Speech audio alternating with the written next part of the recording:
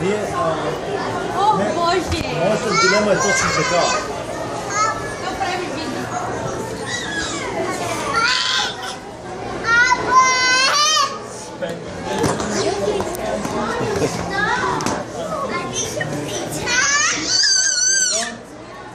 She said she's thirsty. I can go get a bottle of water from downstairs. Do you have cash or not cash? $1. I have No money, I got gas. Merci. Maybe it's a credit card. They have $1. Do you have $1? Let me check.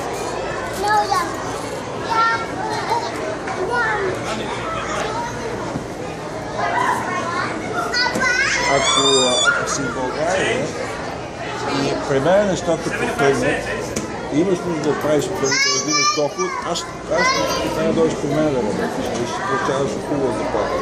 Което ще имаш ownership, защото ще дам общност от компанията, която ако стане компанията, ще стане също какво ще направиш. Там е точно трудността, защото в момента аз веднъж като съм минал през предприемаческия път, трудно ти знаеш да не работиш за нещо да направиш. Точно, да. А да не говоря, че в моята индустрия вече няма. Тогава излез някоя идея и нали ако да придвижи към тук тези неща. Ами, това е, че малко си урязано много бюджет и става много души. Защото става всяка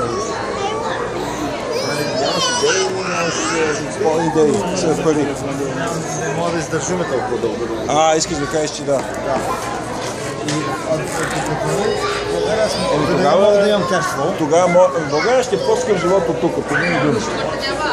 България си мислиш, че е ефтино, ако си внимаваш какво правиш, но като цяло България е много по-скъпо. Ще кажа какво е скъпо.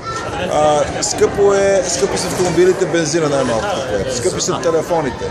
Скъпи са хубавите услуги. Дори медицинското обслужване, някои неща са много скъпи и не са толкова добри. Да оставаме, че не са добри. Дрехите също са много по-скъпи. Те не са много големи експенси за дрехи, но все пак са скъпи.